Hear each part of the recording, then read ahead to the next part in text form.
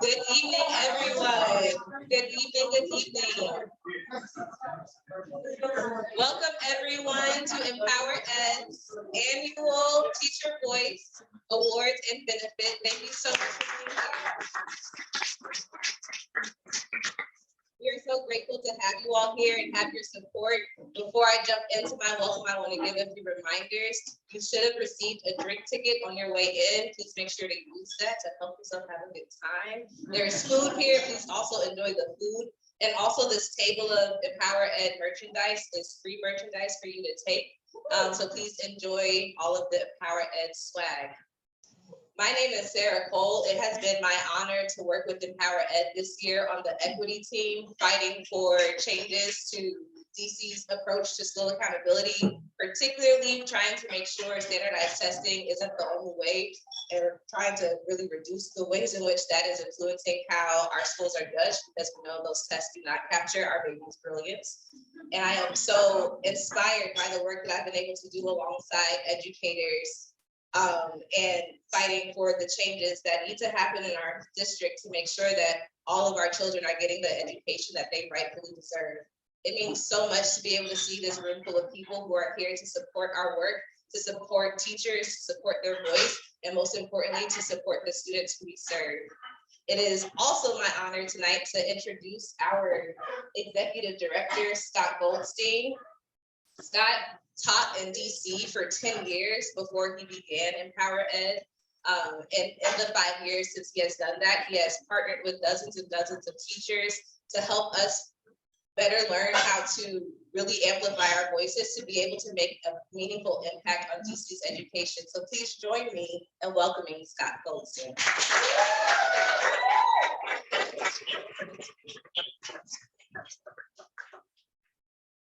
All right, thank you, everybody. Thank you so much for being here. I got to start with a lot of thank yous.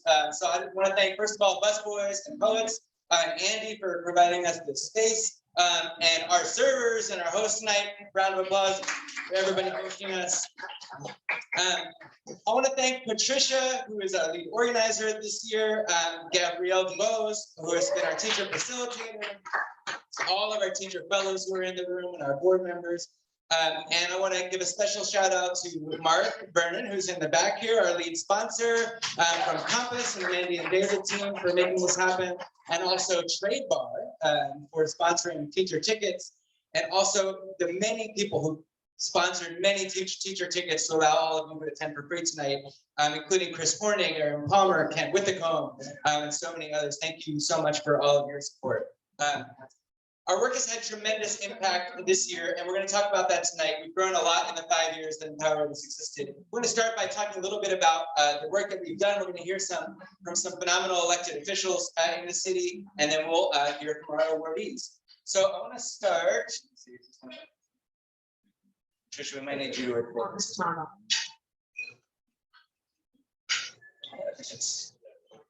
Do you mind? No. All right. So I want to start by just talking about the amazing work that our team has done. We are based on, we really center our work on 5 values: democracy, equity, representation, opportunity, and growth. And we focus on those values by building teams of diverse educators across both our DCPS schools, our public charter schools, and to allow them to live those values in the ways that they choose to advocate to enhance and make our education system more equitable in DC. So one of the things that we really focus on is how do we bring together a diverse group of educators to share their experiences and to inform policymakers. One of the main ways we do that, as you can see here, is by bringing together the city around all of the stakeholders, from teachers to students to principals, from elected officials to policymakers, to come together to find solutions. Our hashtag is always teacher solutions. We are interested in the ideas of the people who are in the classrooms every day, the students, the teachers, and the families, the people most connected to our young people, the people most connected to our schools, and the solutions they have to improve our system. Whether that's about teacher retention, recruiting and supporting and retaining more Latina educators, or any of the issues that we've worked on, our goal is to bring together teachers with those people who can make those policy changes. So a core part of our mission is uplifting Black and Latina voices in our education system. We'll shout out some of the amazing educators who have done that. We had our first ever Black Educator Story Lounge event this year, an opportunity for Black educators to have a space to themselves, to tell their stories about what it is like. I see many of the people who told stories here in the room, to tell their stories about the triumphs, the challenges of being a Black educator in our district schools, and the focus that we've had over the past several years on recruiting, supporting, retaining more Latina educators in the city. Our impact has been enormous in the time that we existed, and I'll say, when I started EmpowerEd, I was still in the classroom. I was teaching at Roosevelt High School without they planned to leave the classroom. And I, was really heartbroken by seeing how much teacher turnover we had in the city and how much that was really impacting our students, and how our students would internalize that the teachers were leaving them. And what I knew from all of the teachers who I knew was that we had adult problems that were forcing teachers out, right? Problems in the adult culture that was forcing teachers to leave. We desperately wanted to be there and to stay there and to continue to serve our students. And so I went to a state board of education meeting about 5 years ago, and they were holding a hearing on teacher turnover. And I went to testify about teacher retention from my vantage point. I saw it at the school. But what made an impact on me was not the testimony or the conversation with State Board of Education members that night. What made an impact on me that night was how few teachers there were at a hearing about teacher retention. And when I started to look at it, I went back through the archives and realized on average, we had 2, 3, maybe 4 teachers testifying, sometimes 5 or 6 people total on the list at the one place where there was a monthly opportunity for teachers and other stakeholders to have their voice heard. And so I thought, not only do we have to do something about teacher retention, we have to do something about having more diverse teacher voices represented in these policy spaces. Because I'll say the few people that were showing up in those spaces looked like me. And I didn't feel like we could stand by and allow only a representation of teachers that did not represent our students, that did not represent our broader city, to be the people influencing policy in the city. And so we needed to do something to elevate more diverse voices, including a majority of our educators and our students who are Black and Latina in DC. And so that's what drove me to start EmpowerEd. And since we've existed, we've had a 2,000% increase in teacher testimony due to the organizing that we've done. And as part of that, we've had a 400% increase in the amount of teachers of color who have testified to the State Board of Education or to the DC Council who we have directly organized. And so, here sometimes people talk about how should we listen just to the people who were organized? But they were organized, but they have an agenda, right? If not for the organizing, we would be hearing from 2 or 3 or 4 teachers who don't represent, right, our full teaching force. So the organizing is what makes sure that we listen to a diverse representation of educators and that we get the policy right. And I'm really proud of being diverse by design, that our fellows every year represent student workforce, our students and our teacher workforce in the diversity that we build among our fellows and represented in our work. We're driving the conversation, as you can see all the news articles highlighted about the work that our teachers have done, the op-eds that they've written themselves. And we're agile in our organizing to meet a crisis, like how we took all of our work outside when the pandemic happened, including our own meetings that you can see up there, and the advocacy we did for outdoor learning that we'll highlight in just a moment. We're also teacher-led, but we are not about teachers alone, right? Meaning our campaigns are led by teachers, but they are to involve students and parents and families and others. And so we know that we need all of those voices to make effective policy and change. And so teachers lead our campaigns. They don't do them alone. One of the things I'm really proud of this year is our public education canvas. We canvassed, instead of putting out a digital survey about issues in DC education, we canvassed 500 people in the city, including interviewing street vendors in Columbia Heights, every one of them up and down the strip, giving them the questions orally and allowing them to respond, the people who could not read them, so we could get their impressions on issues in education. We went out to the festivals, we went to the barbecues and the cookouts, we went to youth events, and we canvassed 500 total people to get a diverse representation of, an accurate representation of what our city thinks about education issues. And we go where the teachers take us, not where the funders take us. And so sometimes that means we are a grassroots organization. We are not driven by big corporate or foundation money. And what that means sometimes is we take on some controversial issues others won't take on, because our teachers have told us those are the issues that we want to take on and prioritize. So we've taken on things like, I'm so proud of the Representation and Education Pathways project that our teachers launched that ended up funding $1.3 million in last year's budget to start a pilot of debt-free pathways for students and paraprofessionals to become educators, thanks to the advocacy of some of the teachers in the field. And the council members, Councilmember Henderson, who made that happen. We took action on school quality and accountability. You can see the banners. I'm not going to call out the person who makes these, but we have some beautiful artists in there. And we've taken action on control of our governance system, which is not an easy issue to take on. But I'll say, some people may have noticed there's an election happening right now. And if you look at the issues that were on the agenda 5 or 6 or 7 years ago, the center of our work has been on teacher retention. That question has been asked in almost every forum of candidates in this election. That was not true 5 or 6 years ago. And it's thanks to the work of the state board and thanks to the advocacy our teachers have done to elevate that issue. And the same goes for governance, which has been asked again and again in this cycle, which was not a big issue before. And we've leaned into issues of equity, like funding student literacy. And I want to shout out Representative Chang, who's here, who made this happen, and others to make sure that we would get training for teachers to teach the science of reading the way we know is most effective. And so we also push for funding and equity in outdoor learning. We restored money for footprints. We fought for money for restorative justice in our schools and got $950,000 for school talk in this budget. So we've had some real wins for an equity-driven agenda. You can see an overview of the work that we've done together. And beyond our advocacy, which gets most of our attention, we actually probably spend most of my time in schools. And that is doing the work day by day, school by school, to work with teachers and administrators and school leaders together to build trust, to enhance a positive adult culture and a school environment so that they can retain their teachers. So we're not only doing the advocacy and the big picture, but we're in schools every day, working with schools like Anacostia and Dunbar and Ida B. Wells and Monument Academy and Sulla Public Charter School and others to work with their administrators and their teachers to build wellness and retention in the schools. I'm going to close out so we can get started with our speakers. So I want to mention just a couple other things real quick, which is, in the 10 years since mayoral control and other education reforms have happened, DC lost more Black educators than any city in the country and gained more white educators than any city in the country. We'll hear a little bit more about that in a second. But in a system where half of our students are in charter schools and half are in public schools, we knew that it wasn't okay to not have an outlet and voice for our public charter school teachers, right? So we want to organize across public charter and DCPS teachers. We wanted to make sure that we worked to specifically intentionally recruit and support and retain educators of color.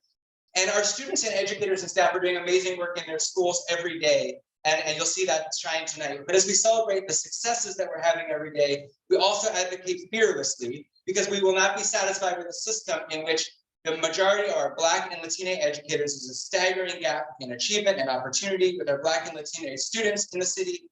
When we have staggering opportunity gaps in experience gaps, in the experiences that our students get to have, whether they're in a school in Ward 5, 7, or 8, or whether they're in a more affluent school and neighborhood, the hugely destabilizing effect of teacher and principal turnover and the long-lasting adult mentorship that our students lose when we have that kind of turnover. And we will not be satisfied with the system of school champ that tells our students furthest from opportunity that they're the ones who have to travel the farthest to get it. We want a quality neighborhood school in every single neighborhood. And we will not be satisfied. And we won't be satisfied either by a school rating system that does damage to our students and our schools and the perceptions they have of themselves and the representation that shows of themselves. And we won't be satisfied either by a system that shifts from stars to numbers. We're going to make sure we support our schools and shift to real supports. And these are the kind of fights that our teachers have taken on. And what I'm most proud of is that they bring seriousness to it, concrete, detailed, policy-oriented solutions to represent their students every day. So we're going to hear a little bit now from some of our elected officials, and then we're going to get to our awards. So I'm going to start by bringing up one of the fiercest public education advocates in our city, who constantly listens to the voices of students and teachers and finds every single creative way to make sure their voices are heard. And that is Dr. Carleen Reed, our Ward 8 State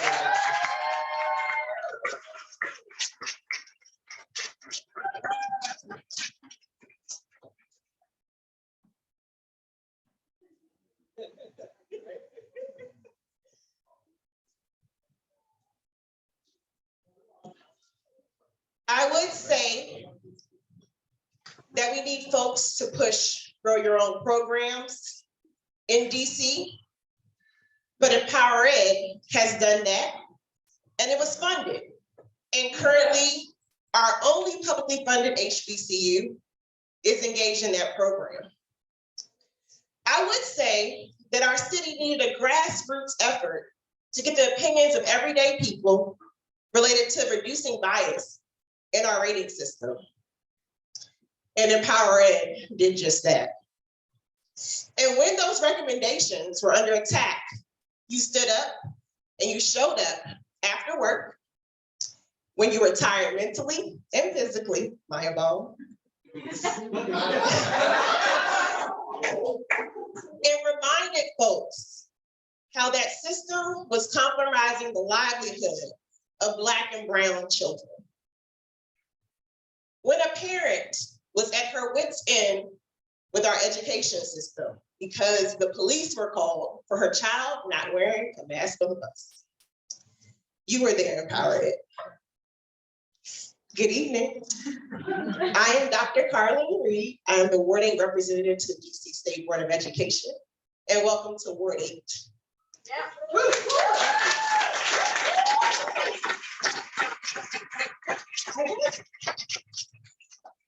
I guess I have my own personal story to share about EmpowerEd. I am trained as a speech pathologist in my background, working with children to moderate profound disabilities. But I was at one point working at OSSI, and one of the roles that we have during oversight season is you have to watch all the testimony to prepare to either funnel information to counsel who has questions or to the superintendent who sometimes needs a little assistance with just getting the deep facts. So I remember about year 2, I was sitting there watching testimony and all these blue shirts kept showing up. And not just showing up, but y'all were saying all the stuff that I couldn't say as an OSSI worker. So you've been showing up for the city and related to education since 2017. I know our great council member, Janice Lewis-George, is under the weather and can't be here, but she always reminds us to be unbought and unlost. There's a lot of,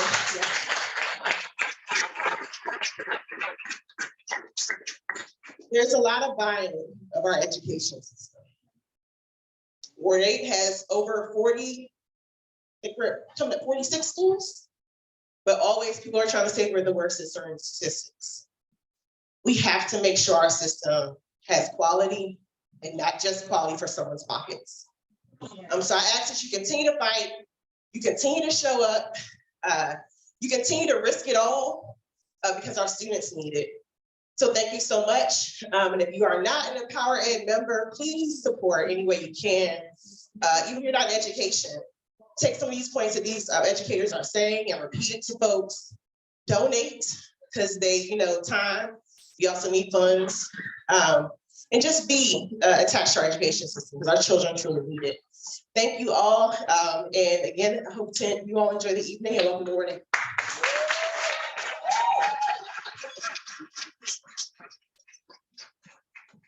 Thank you so much, Dr. Reed. I'm going to bring up now our at-large council member, Christina Henderson.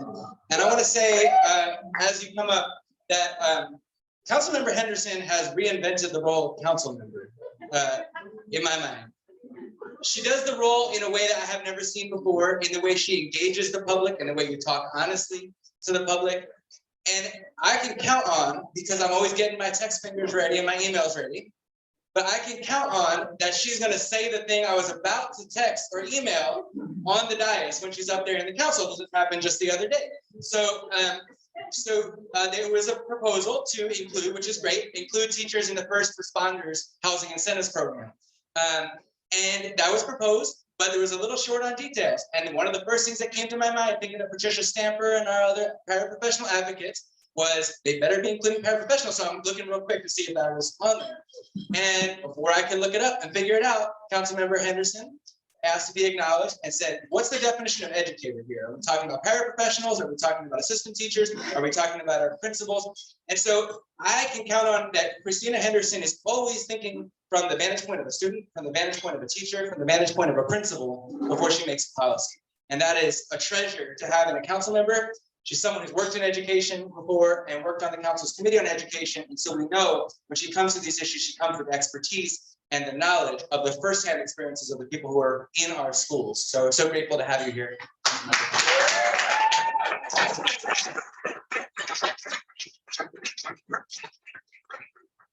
Good evening, everyone. And Scott, thank you so much for that warm introduction. It's so good to be with all of you this evening. Again, my name is Christina Henderson. I'm one of your at-large council members, and I do want to also bring greetings on behalf of Councilmember Louis George, my comrade in arms, who is down this week, but I know that she wanted to be here as well. I want to thank you so much for coming out tonight to celebrate the hard work of a group of communities who we could not function well without, which is our educators. So let's give our teacher honorees this evening a big round of applause.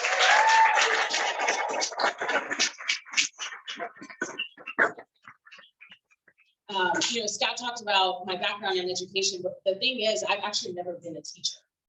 And one of the reasons when I think back to, I had the opportunity to, but I got so caught up in the idea that I wouldn't be a great teacher because I had so many fantastic teachers that I wanted to do my best to support in other ways. And so listening to teachers in the advocacy space has been one of the ways that I feel like we can push the voices forward. We have always known that educators are the backbone of a healthy community. And during the height of the pandemic, we specifically saw your resiliency. We saw virtual story times, creative lesson plans, door-to-door outreach, and so much more. And even though that all started in 2020, it has not stopped. We have seen it time and time again. And so having conversations with some of you, I know that you're tired, but I want you to know that your work has not gone unnoticed. I want you to know that your work has not been appreciated. And so I also want to speak to, Scott talked about the impact of EmpowerEd in particular, seeing a 2,000% increase and the number of teachers who've been participating in State Board of Education meetings and DC Council meetings. And again, we see it. I can think back to when I was the head of the Council Committee on Education. And we had a group of teachers who came to us who they said they didn't feel comfortable enough actually participating in the hearings. And so we did a teacher roundtable meeting in the basement of a library off the record, just so that we can create a space where teachers felt comfortable sharing what was happening in and out of their buildings. Because, I can come and visit, but I don't know the day to day. And I'm very keenly aware that when we come to visit, it is organized, it is structured. We're going into the classrooms where people have had, a heads up and those kinds of things. And so we rely on teachers to know what's really happening in the rooms. And in particular, over these last 2 years where we haven't been allowed to have outside external visitors, it's been incredibly important to hear your thoughts and perspectives. And I just want to speak to a couple of things, even in this budget, that came from the advocacy of teachers. So Scott talked about Rep DC, that was last year, but just this week, we added a collective $10 million additional dollars for DCPS and public charter schools who have high concentrations of at-risk students. Because we've heard from teachers, not only did we need additional dollars, but that we needed the dollars on the school level for principals and teachers and LSATs to be able to control where that money goes. And so that's in this budget. So that was the advocacy of this. $18 million advocated over 4 years for safe routes to schools action plans. The way that teachers have shown up talking about safety, not just gun violence, but from traffic violence, and ensuring that the areas around your schools are safe. So $18 million for safety infrastructure around schools, that was in this budget. An additional $6 million to make sure that we are providing a nurse at every school. Now, we've been talking about this for a long time. Feeling in my bones, we finally got there with DC Health, we will see. $1.3 million to support structured literacy professional development for our educators. That was something that was pushed by Alistair, and so we're really excited about that. And there's so much more. And so I just want to express my appreciation. And I also want to express my appreciation for those of you who do come forward, who email us, who send me DMs, some of y'all slide into my DMs, hey, Councilmember Henderson, this and that is going on. We find it so important to know. And if I can ever be of support and help, please let me know. Because like I said, I feel like our educators are the backbone of a healthy community. And so we need to do everything we can to support you. So again, to the teacher honorees, congratulations. Thank you so much for your work. And thank you for having me tonight.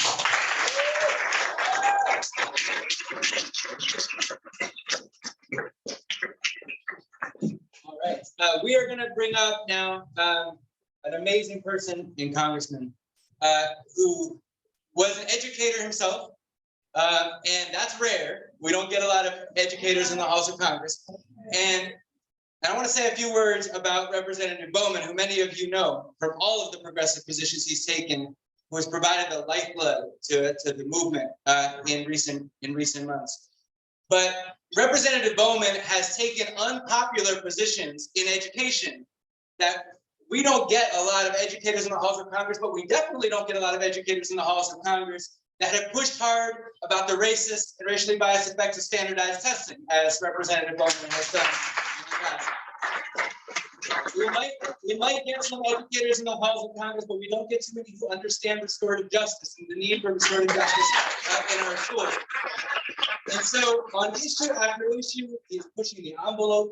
He is bringing the experience as an educator, as a principal, as a school founder into the halls of Congress, into our national conversations about education. And that is a huge assistance to those of us who are fighting these local fights every day to make our schools more equitable, to promote restorative justice, to reform school governance and standardized testing, and taking on the tough issues, to have a champion like Representative Bowman in Congress. So thank you so much for being here, ladies and gentlemen. Representative Jamaal.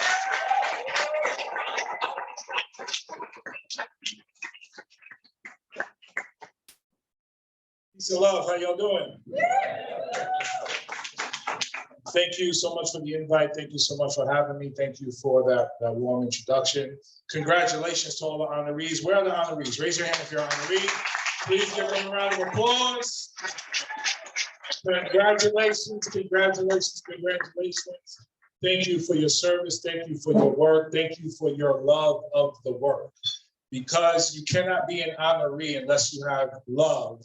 True, deep, real love for the work that you are doing, for the kids that you are serving, for the families that you are serving, and for the communities you are serving. When teachers talk about love and when activists in education talk about love, it's not a cliche for us. When people ask us why we're doing this, how is the work going, and they ask questions like that, the core answer is love. When I worked in education for 20 years, I was a teacher, I was a school counselor, I was a middle school principal. I did it for 20 years. I went to work every day. When you're sick, you push through, you do what you gotta do, and you do it because you love the work that you do. But you also realize how important that work is to not just transforming the lives of the kids and families that you serve, but transforming the nation into what it is meant to be. And what it claims it wants to be.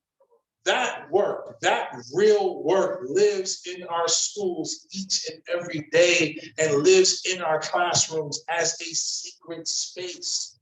So I would not be here in Congress if it wasn't for my time as a teacher. I would not be here in Congress if it wasn't for my time as a school counselor. I don't even know if you know I was a school counselor. I wouldn't be here if it wasn't for my time as a middle school principal, because when you're in those spaces, all of the issues of society intersect at your doorstep every day, intersect in your classroom every day.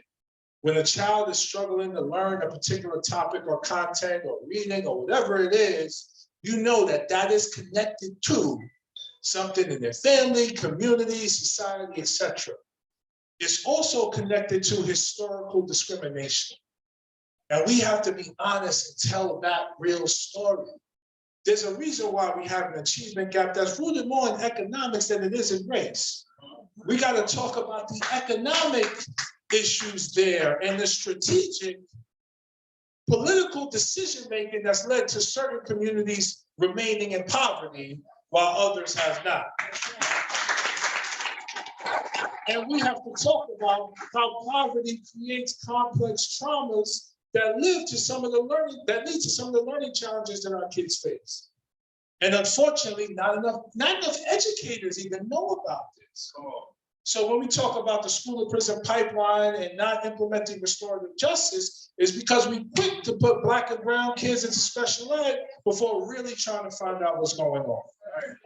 So all of that experience, all of that knowledge, if you will, led me to open a school, led me to pursue a doctorate, and led me to run for Congress against a 31-year institution, and I won.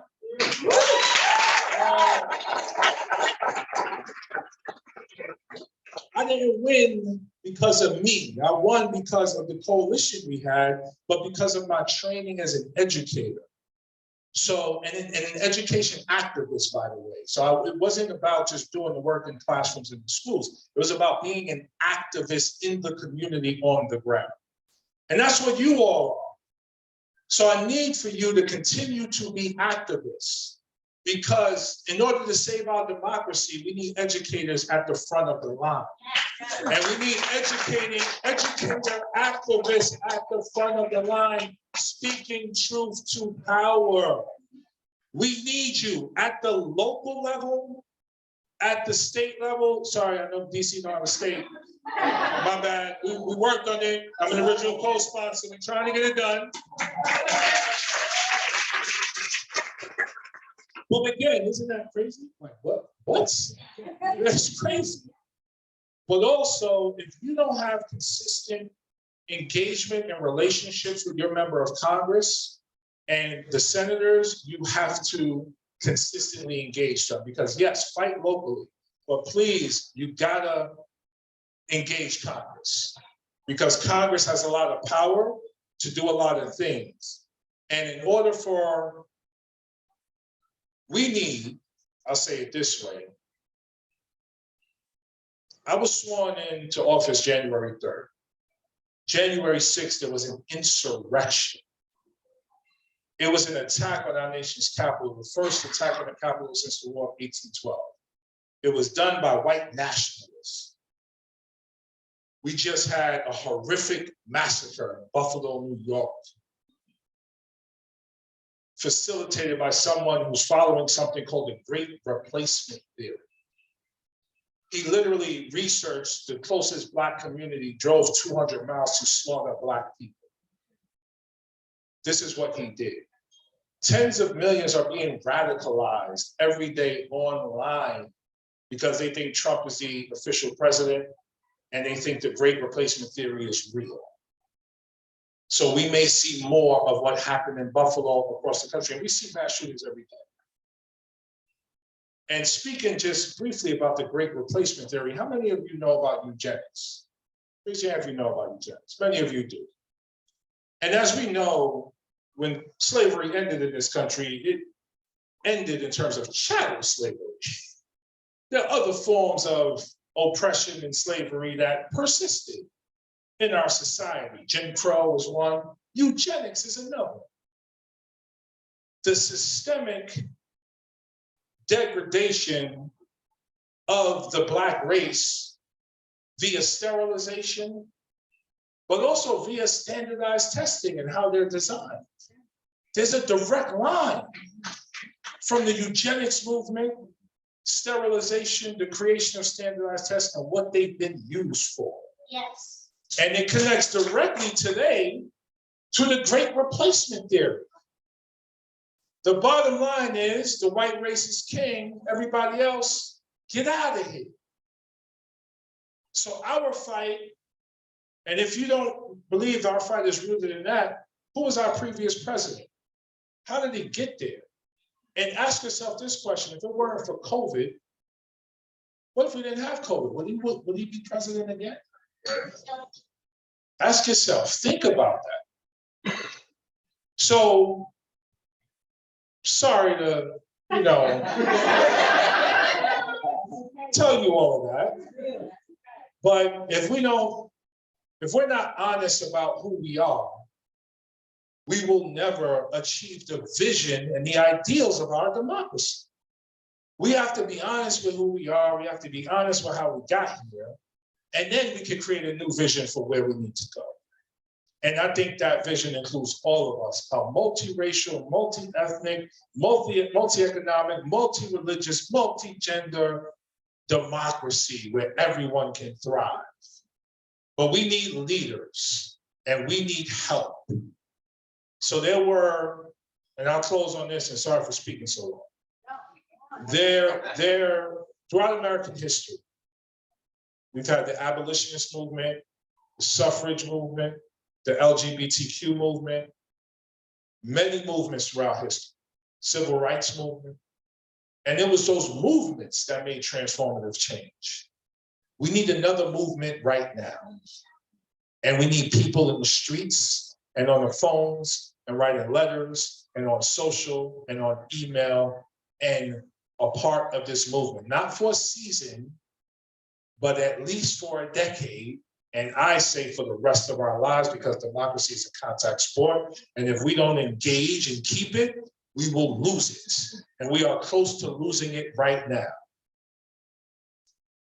So I need you, we need you, our children need you, and you know it. So I need a national teachers movement. I need a national children's movement. And I need a national parents movement to lead this human rights movement that I think we need right now. So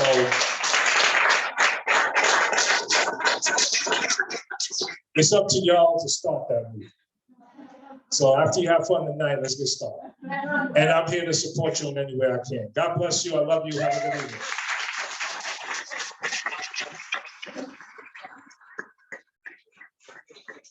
All right, what we're gonna do real quickly is, before we get to presenting each awardee, we're gonna there's a lot of food there that is not on the table. So we're gonna take like a 10-minute break or so. I'm gonna ask all the honorees to come up and take a picture with the council member and the congressman. We'll take 10 minutes or so for everybody to get their food, get their drinks, and then we will resume. All the honorees up here, please.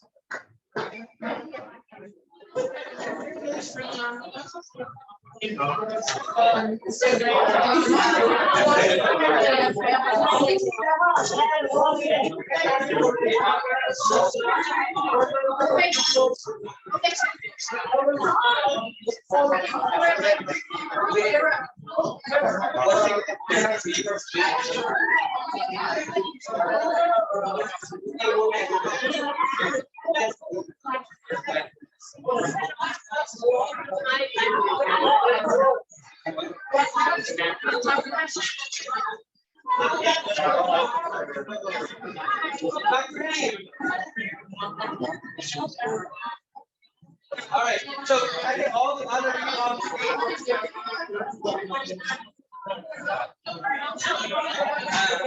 let's see if we can make it work on this. We can make it work on this paper.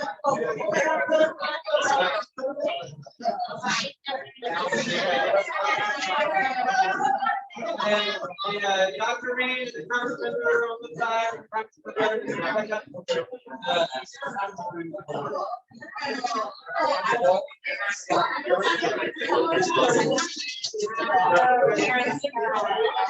And then whoever's in the middle, I'm gonna ask you to hold me. This much. Hold me.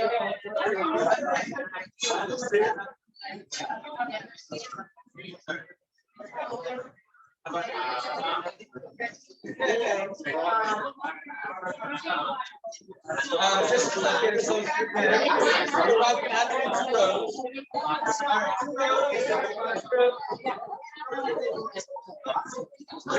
let's take a beer.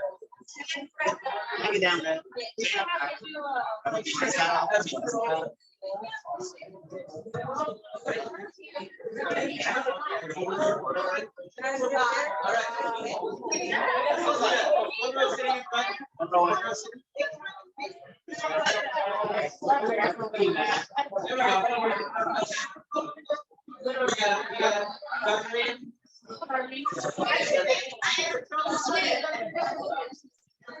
Did you see everybody?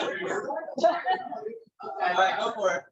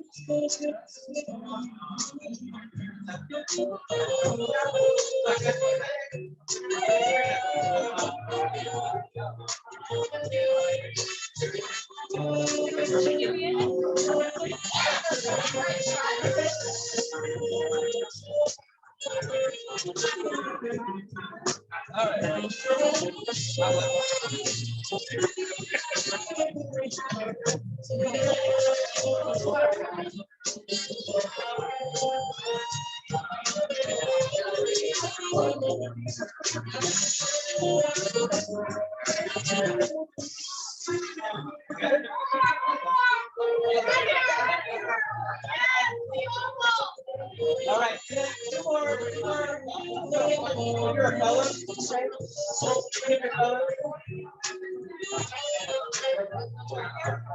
Any other fellows? Teacher fellows? I don't have. Hello? Teacher fellows, any of our fellows, and our state board of education members.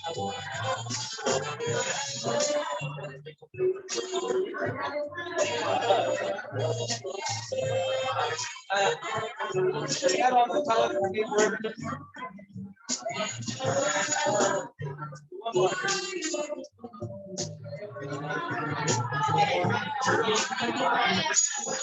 Hey, Ruth. And Emily. Emily. Is Emily out?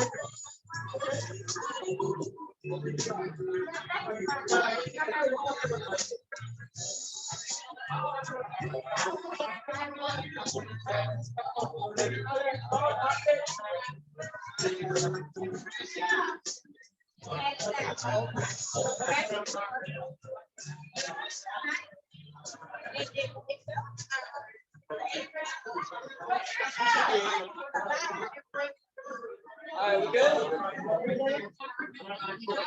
Hold on, Ruth. Carly. One more.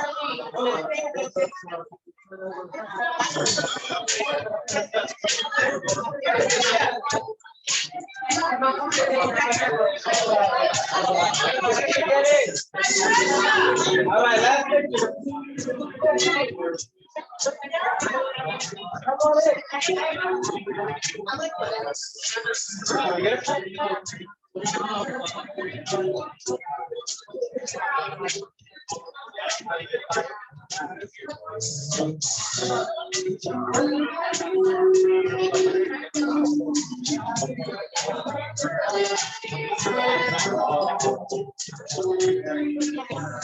right,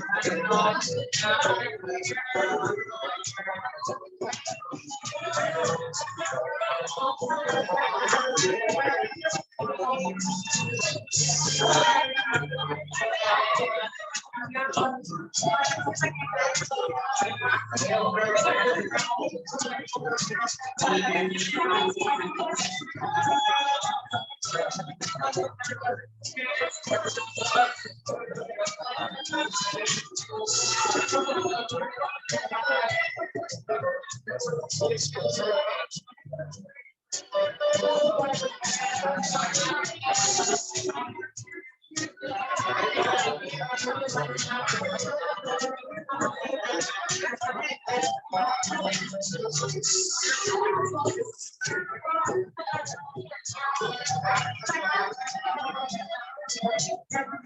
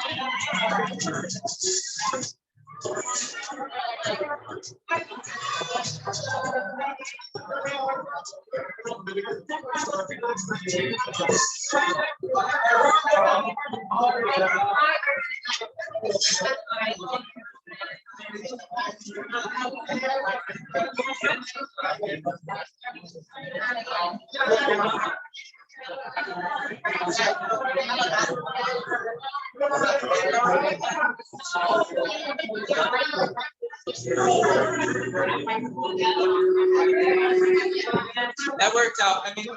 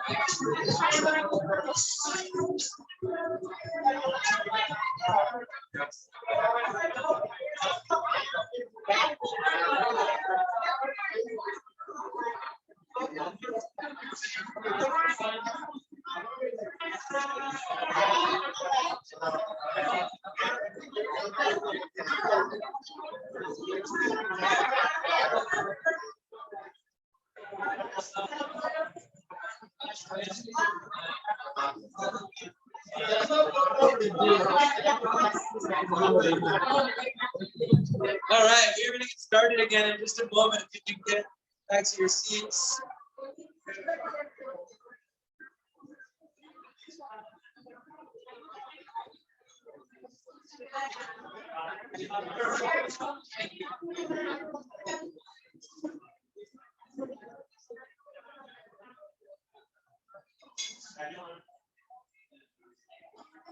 All right.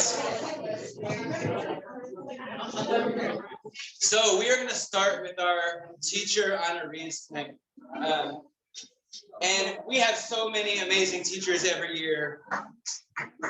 So this is a difficult process, but I'll tell you one thing we do is we're going to honor both some of our teacher fellows who have worked with us throughout the year.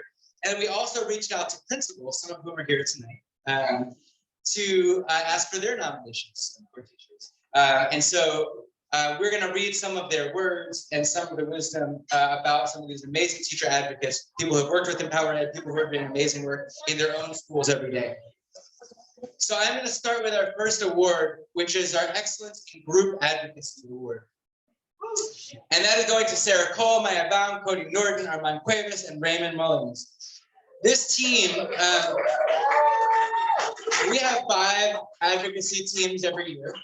Our democracy, equity, representation, opportunity, and growth. Our equity team, all of our teams did amazing work this year. And our equity team, man, they worked extra hours. Our fellows are volunteers. So this equity team pushed the envelope. They showed up consistently every single time their voice was needed. And often that was with an hour notice, a day notice. And they pushed up and they showed up, and every single time they came with concrete solutions, they came up with brilliant ideas, and they pushed our policy leaders, even when it was uncomfortable, to do the right thing. This year, our equity team focused on two principal missions. One was about reforming our focus on standardized testing, and the other was reforming our approach to school accountability, so it was more about the way we support our schools than rating and shaming our schools. And so this was amazing work that our team did this year, because not only did they let our leaders know the effects that it has when we rate our schools and the effects that it has when we label our students and our teachers, but they prescribed very specific solutions for replacing it. They came up with their own model of what a dashboard approach instead of a rating would look like. They came up with their own models of indicators that we should use. They surveyed widely, both surveyed in the city, and then they also surveyed students in their own schools about what they thought about ratings. They surveyed at community events. They prepared testimonies. And even when their work was theoretically done, they are still working right now. So we have called on them as proposals have come before OSSI and before the state board. The other day, they had maybe 2 or 3 hours, and we got back pages and pages from some of them in emails within minutes of them getting the documents to look at. So these are teachers who at the end of their school day and all of the exhaustion are coming home from all of the work that they're contributing and all that they are doing to, in some ways, empty and then fill our students, right? Empty their cups in a way to fill our students with so much every day, are pouring back so much, not only to their students, not only to their families, but into our city to try to improve equity in so many ways in our education system. So I'm going to award our first award as group advocacy to Maya Baum, Sarah Cole, Cody Norton, Raymond Mullings, and Armand Cuevas.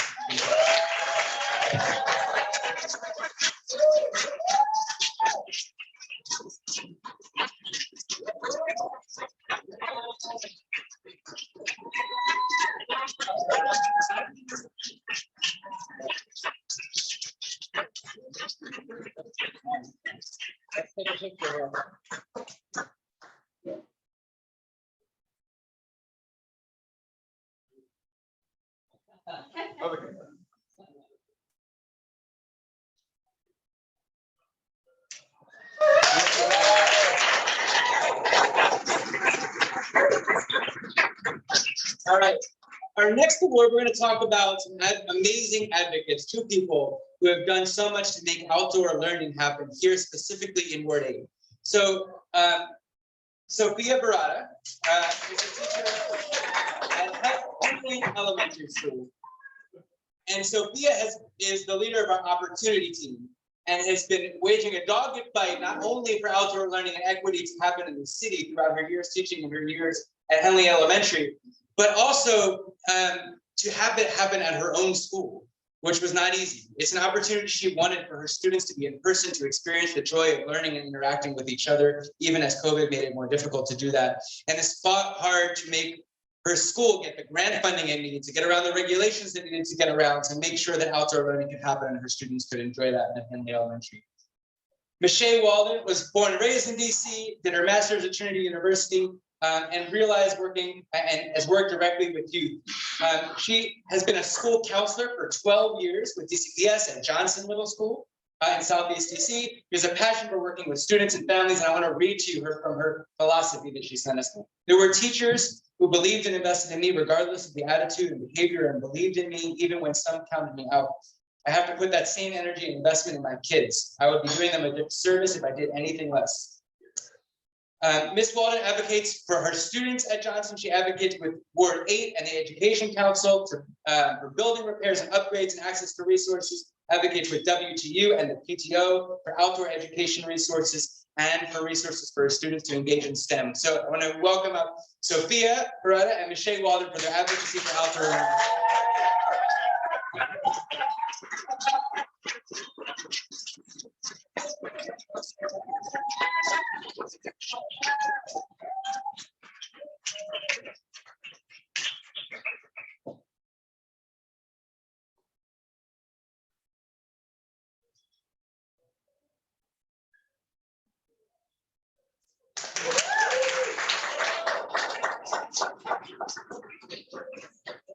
All right. Our next award. Oh, there it is already. I was already on. I'm sorry. Our next award. If anybody knows Senorita Lane, you know how much she shines. Rosalind Damiana Lake Montero is an Afro-Dominican experienced Spanish teacher, author, youth advocate, entrepreneur, everything. And I realized stop controlling our Instagram account. I saw that it was yesterday. And with a demonstrated history of working with students in student affairs and services across different institutions in many ways, in schools and out across the DMV area. And her mission and her passion is about holistic education experiences through fine arts, through sport, through digital literacy, through global exposure. In her free time, she loves to paint, to write, perform poetry, hiking, go to the beach, spend time with her family. You didn't mention dancing.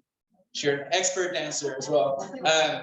And Señorita Lake brings incredible passion to everything she does. She brings conviction to everything she does. And there is no one that Señorita Lake cannot talk to and convince and bring on the team. So for her charisma, her expertise, her passion, and all of her work, Señorita Lake.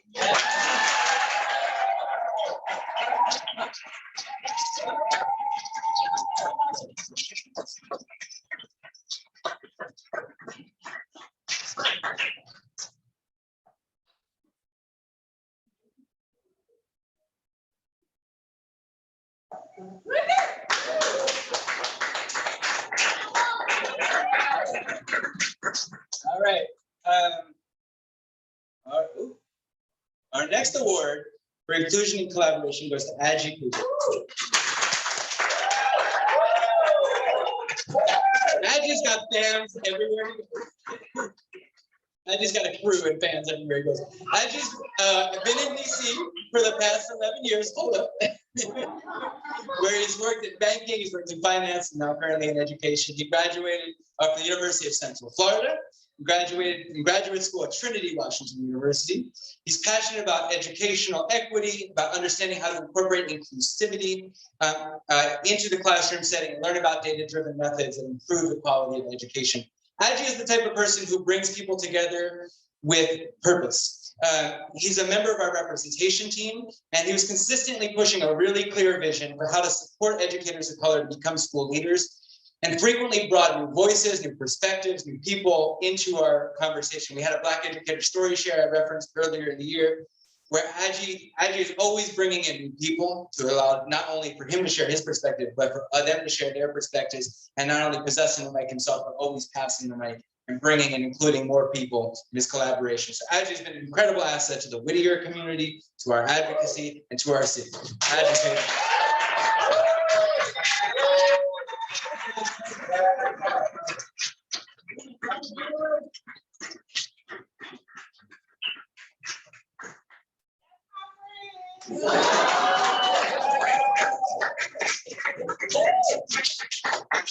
all right, I got the cheering crew. All right, our next one, going to two educators, is to Luz Palas Lopez and Johanna Figueroa. For advocacy to support our immigrant educators, our Latina educators, and advocacy for ELL students and families.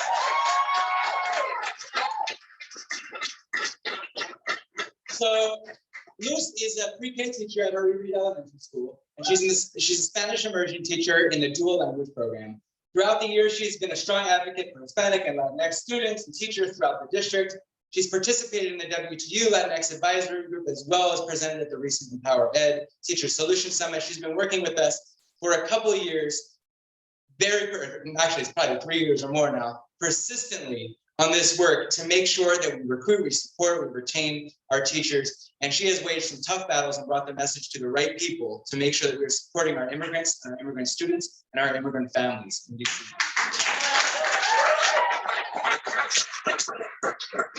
Johanna Figueroa is an Afro-Latina native of Santo Domingo, Dominican Republic.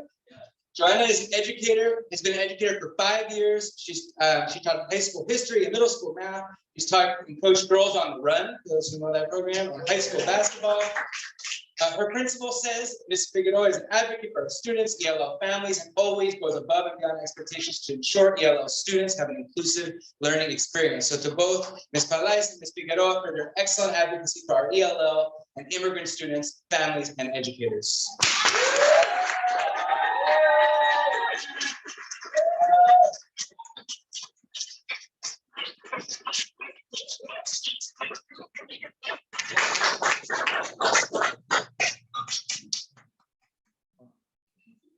All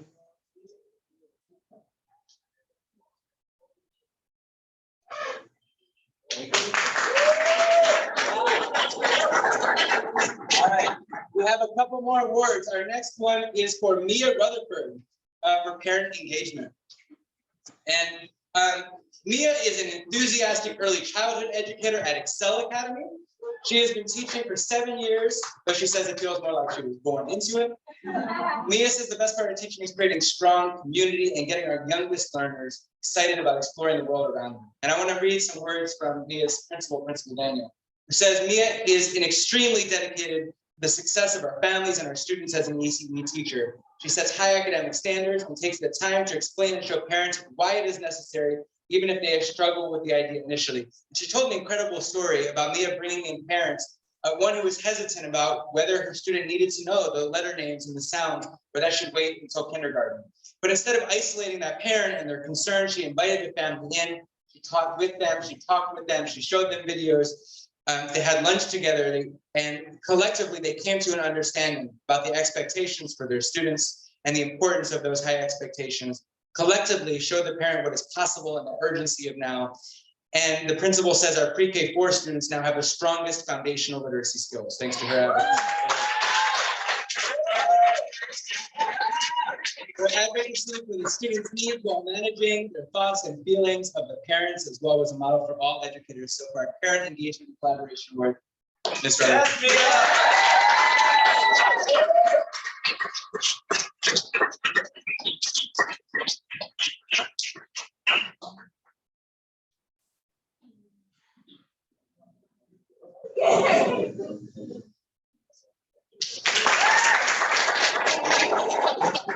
All right, we have 2 more awardees tonight. So our next one is Erin Scott. Erin is a highly effective 14-year veteran teacher in DC Public Schools. She is born and raised in Raleigh, North Carolina. She received her bachelor's in English and her master's of education in curriculum and instruction from Howard University. She believes that all children can learn, especially the ones who say that they can't. She says it's my job to meet them where they are and motivate them to soar far beyond expectations. Ms. Scott is an active member of school's academic leadership team, and also, for which she's winning this award today, attended a 2-day Courageous Conversations training with the principal and another teacher, and led Courageous Conversations training for faculty twice at the beginning of the school year to help schools begin to engage in, sustain, and deepen interracial dialogue at the school. Not easy work, and she engaged in it fully and brought that work to the school. Her principal says when she sees a need in our community, she addresses it. And in addition to this, Ms. Scott is a highly effective expert educator and a testament to the work of our school. Ms. Scott.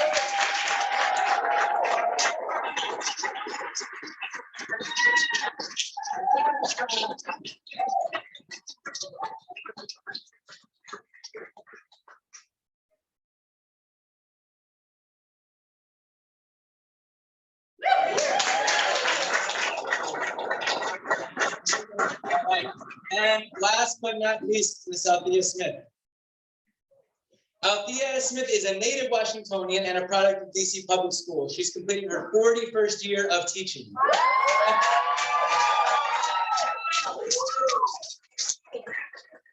And believes in a strong focus on student learning and a hands-on approach. Her Principal Lyons Lucas, my kids also go to school. So this is my Powell Elementary family over here.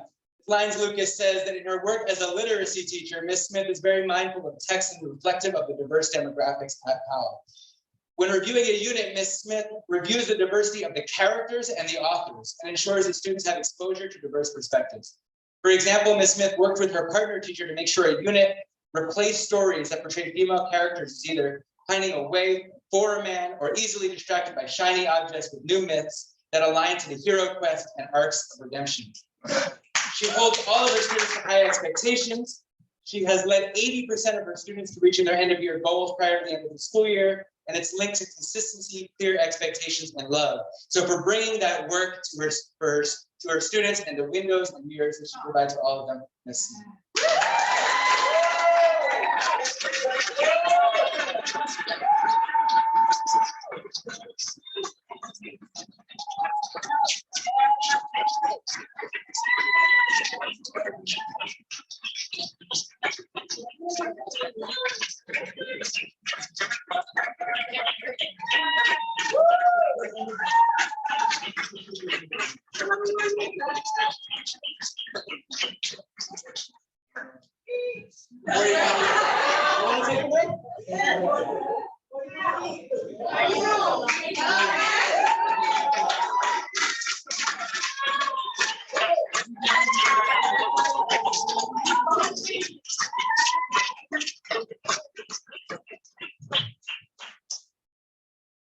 Thank you. I really don't know. I don't know what to say.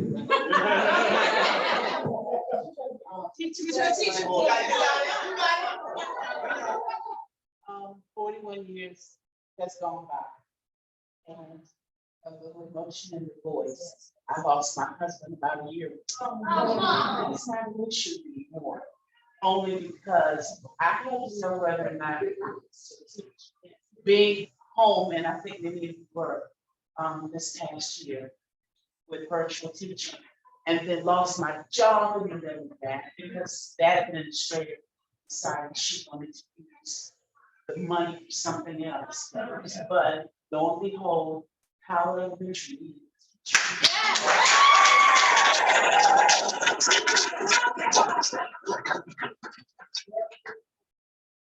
only thing that stressed me was after 41 years, I've never had to. But I'm a mom of 3. A pet mom of 2 dogs. And an adopted mother of 33 in power. Yes. I love my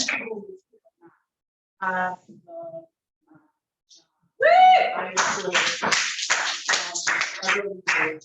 And the warmth and the sincerity and the realness of the staff of Power Elementary is what drives me every day. There's one day of school this year, just one. But for those of you who are younger people, just keep pushing. Just don't care how bad you feel on any given day. Get up and go in, because we make such an impact on the lives of children. We have no idea. And I think we also can make an impact not only on our colleagues, but the parents, because they have so many issues that we don't know about. But I can honestly say we are blessed. Push on, persevere, and just be absolutely sincere as to what you do. Because I don't hold back my principles. I am myself every single day, and I deal with those children as if they have, and I deal with their parents as if they were.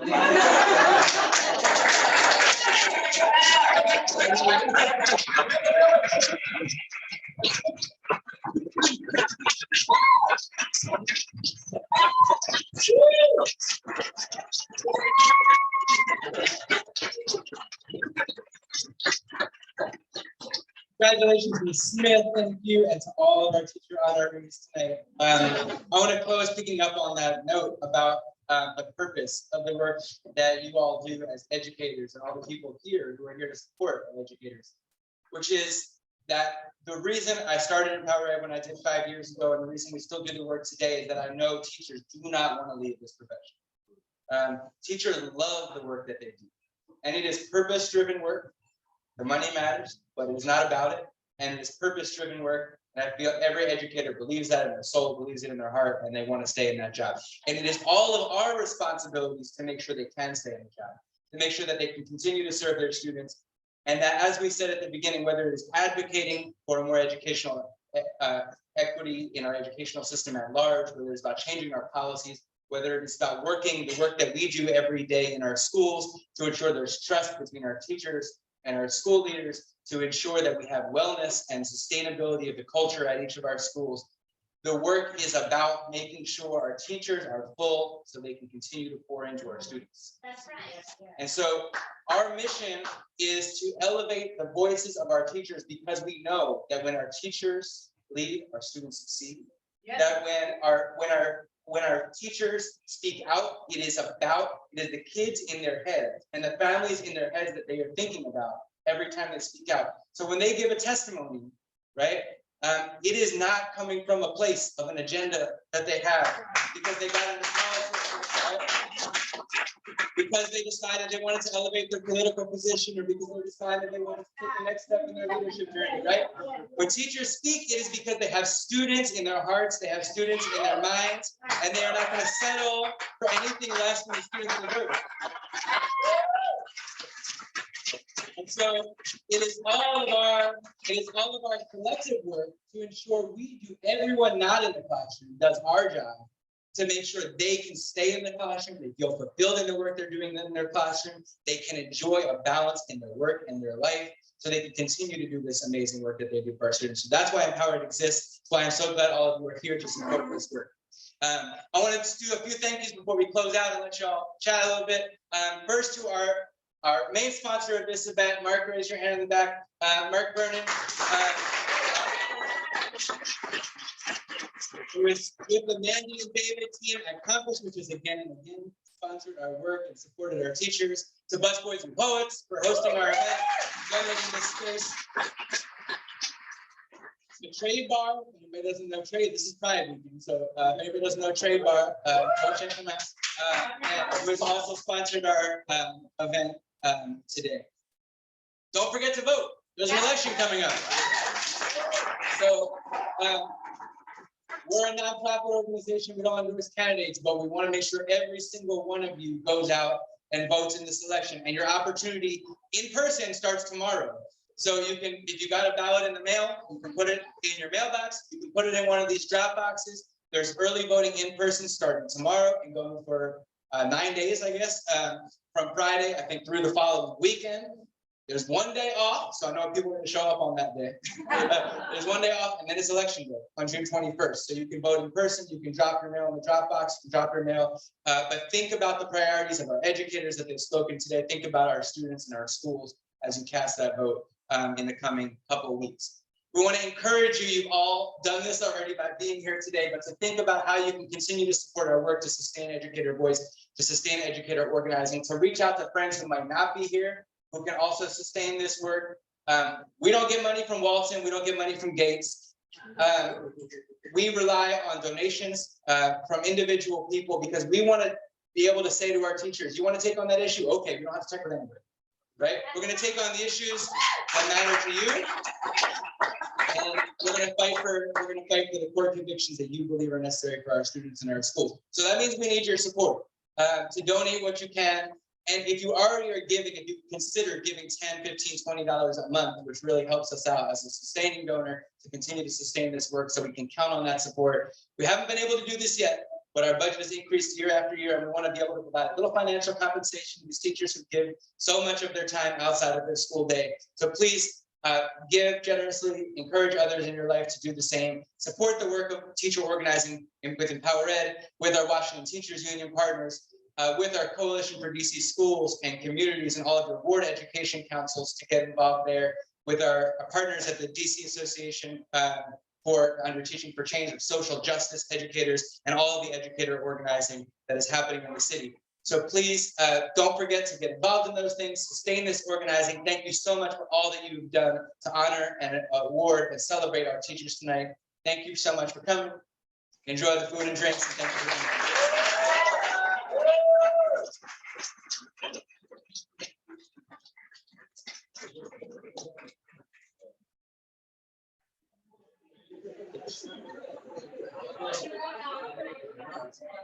You're not getting kicked out right now.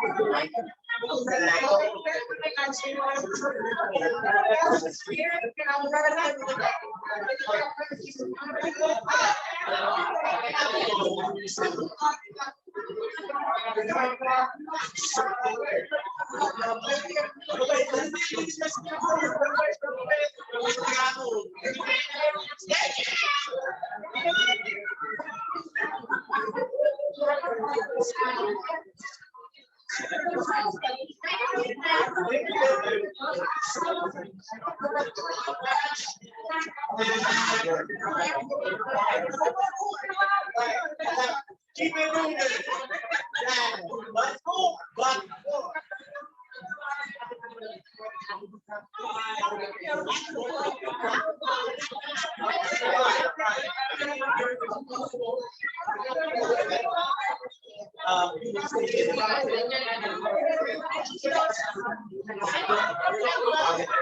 I just found that one.